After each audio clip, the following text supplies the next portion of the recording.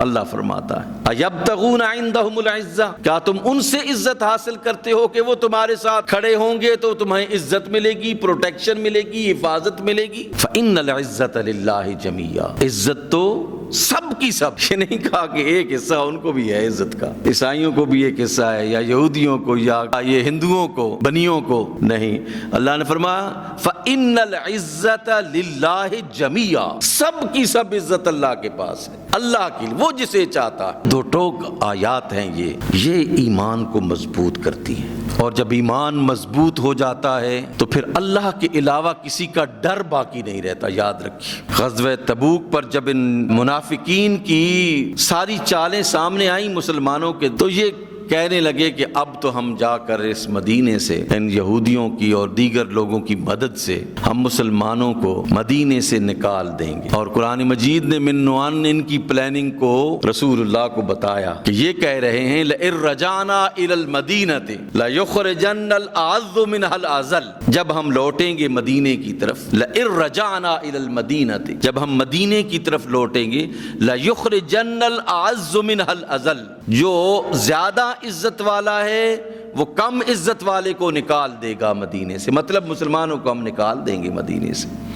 یہ سمجھتے تھے کہ دولت سب کچھ اقتصادیات ہمارے ہاتھ میں ہے اور ہم مضبوط و مستحکم بھی ہیں عسکری اعتبار سے بھی، تو ہم ان کو مدینے سے نکال دیں گے۔ لئن رجعنا الى المدینۃ لیخرجن الاعز منها الاذل، ان میں سے جو اذل ہے، کم ہے، بہت کم عزت والا ہے، یعنی جس کی کوئی حیثیت نہیں ہے، اس کو ہم اذل کا لفظ ذرا بہت سخت ہے، چونکہ انہوں نے یہ کہا تھا اور اسی الفاظ کا ترجمہ جو ہے وہ کیا گیا اس آیت مبارکہ میں کہ ہم میں سے جو عزت والا ہے وہ ذلت والے کو نکال دے گا۔ اللہ نے فرمایا عزت تمہاری نہیں ہے، لئن رجعنا الى المدینۃ لیخرجن الاعز منها الاذل، اللہ نے فرمایا وَلِلَّهِ الْعِزَّةُ وَلِرَسُولِهِ وَلِلْمُؤْمِنِينَ، عزت تو اللہ کی ہے، اس کے رسول کی ہے اور مومنین کی ہے۔ وَلَكِنَّ الْمُنَافِقِينَ لَا يَعْلَمُونَ، منافقوں کو یہ بات نہیں پتا کہ عزت تو اللہ کے ہاتھ میں ہے، وہ اپنے نبی کو اس نے عزت دی ہے، وہ جو اس پر ایمان رکھتے ہیں ان کو اللہ نے عزت دی ہے، تمہیں کوئی عزت حاصل نہیں ہے۔ اللہ نے دو ٹوک انداز میں فرما دیا کہ عزت اللہ کے ہاتھ میں ہے اور بادشاہت اللہ کے ہاتھ میں ہے۔ قل اللہم مالک الملک،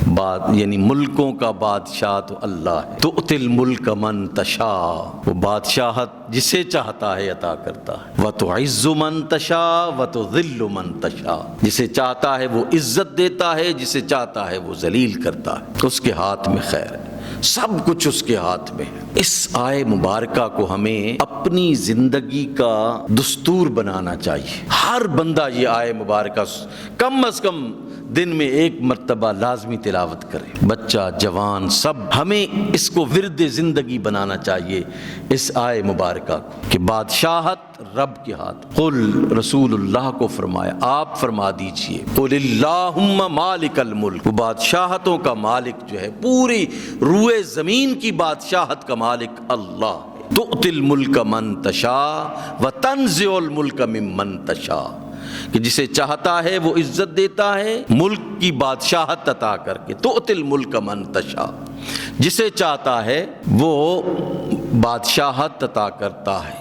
وتنزع الملک ممن تشاء،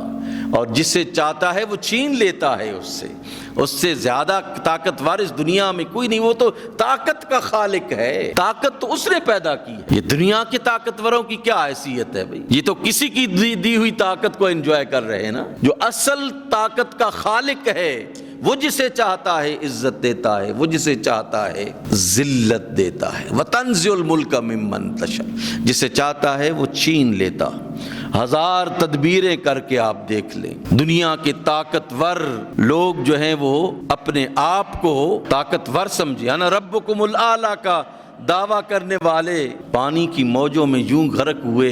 کہ آج تک باعث عبرت بنے ہوئے ہیں انسانیت کے لیے۔ فرعون کیا کہتا تھا؟ انا ربکم الاعلی، اپنی رعایا کو کہتا تھا میں تمہارا سب سے بڑا رب ہوں۔ اور پھر اللہ نے کیا کیا؟ اپنے ان کمزور لوگوں کو الزم کو دو ٹکڑے کر کے راستہ بنا کے اپنے کمزور لوگوں کو راستہ دیا، سیف پیسج دیا، دو حصوں میں تقسیم کر کے موسیٰ کے کمزور امتیوں کو اللہ نے کلزم کو حکم دیا کہ وہ راستہ دے دے، اور اسی کلزم سے جب فرعون گزرتا ہے